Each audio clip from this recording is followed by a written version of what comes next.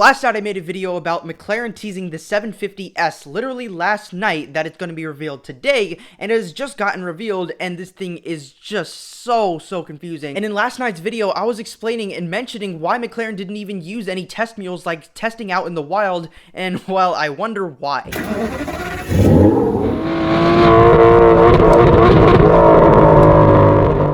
So if you haven't already, just subscribe down below to help me achieve my dream of becoming a successful YouTuber. I make all types of content on this channel, from everything from car reviews, vlogs, to my personal opinions, to redesigning cars, to short videos, and even informative videos, and an occasional cinematic video. So basically every single thing a car person would want in a YouTube channel. So make sure you hit that subscribe button down below again, and turn on post notifications so you'll be notified every single time I make a new video. So the McLaren 750s is the replacement for the 720s, and it doesn't even really feel like a facelift. It just looks like a 720s body kit, and it's not in a good way, because I think the 720s, it used to be one of my dream cars before the 488 took that place. I think the 488 is just an absolutely amazing car. I fell in love with the car, and it took the 720s's place. The 720s, it didn't really become one of my favorite cars because McLaren uses the same 4-liter twin-turbo V8 in every single one of their models, even the newer ones, except for the Artura. But the 750s basically just uses an upgraded version of that car, or the engine at least. But the 750s's body is literally the same exact one as the 720s, except with a different bumper slightly,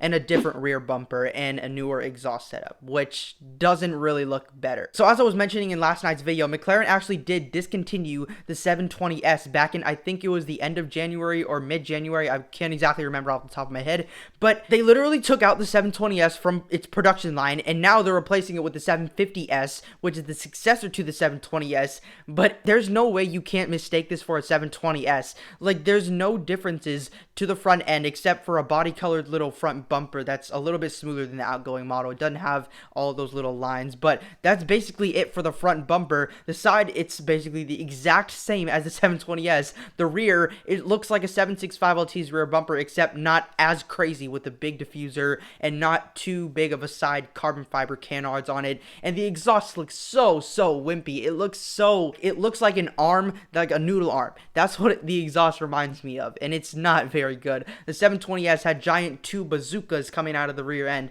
which just look like rocket launchers or rocket thrusters on it. But this, it just looks like it's gonna spit out a tiny little water droplets of gasoline. I was gonna wear my McLaren shirt for this video, but I'm not even proud to wear the McLaren shirt for the 750s because this thing is so underwhelming. Like, for the majority of car enthusiasts, they wouldn't be able to tell the difference between this and the 720s, even though this is the successor to the 720s. Also, as I mentioned in this video from last night, I mentioned that the same thing kind of happened with the 650s compared to the 12C, except for the 650s, they actually did restyle the whole front bumper, but the rear end not so much. They just put a giant carbon fiber thing in the rear end. But the front bumper, compared to the 650s and the 12C, which was basically almost the same car, it was basically just a major facelift. The 650s looked nothing like the MP4 12C, and I thought the same thing was going to go for the 720 or the 720s compared to the 750s, which is the successor to the 720, but none of that happened. And I was questioning in that video, why the heck were there no test mules even roaming around?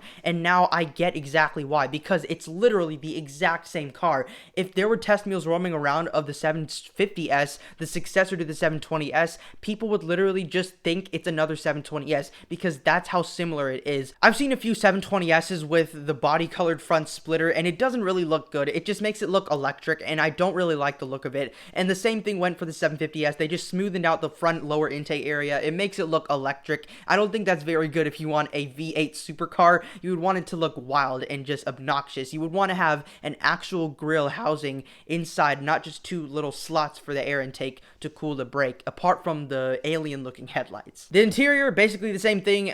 It's just a newer screen. It's just basically a minor facelift. Like, if you think of what Hyundai just did with the Sonata like around a month ago or a few weeks ago, that thing, it looks almost completely different to the outgoing Sonata. It's almost an entirely new car except for the platform that it's sitting on, and the same thing went for the 750s. But the problem with this is that they didn't even call this a facelift. They call this an all new car, and that the 720s went out of production, when this is literally just a different 720s with a very slight facelift. I mean, I think this is just McLaren doing what McLaren does best, just recycling their cars. You could say the same thing for Lamborghini when they did with the Aventador. There's so many Aventador variants, and McLaren always does this with every single one of their models actually. And I don't get why they couldn't have just slapped a few electric motors in the 750S, but hopefully this will be just for the time being and that it's not going to be a long production run, because the 720S, it came out in 2017 and it got canceled in 2023. So let's see, that's an almost 6-year production run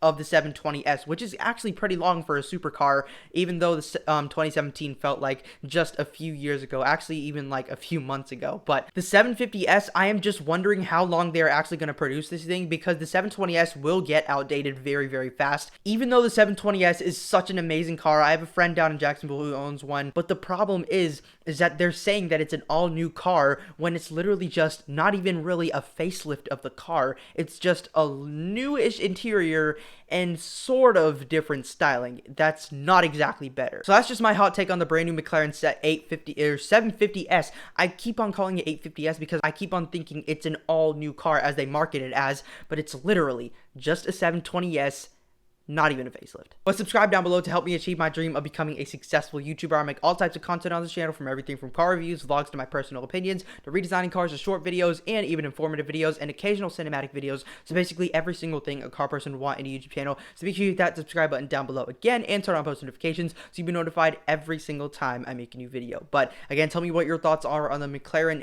750S. I keep calling it the freaking 850S. I just can't stop thinking how disappointing McLaren is with this stupid little car. I hate calling it stupid and I hate calling it disappointing, but McLaren really disappointed with this one, especially since they marketed it as an all-new car. But that's just my hot take. Tell me what you think about it and comment your opinion down in the comments below. But I do hope to see you in a future video, and bye for now. Please subscribe, lol, I have big dreams on YouTube. Videos of the McLaren 750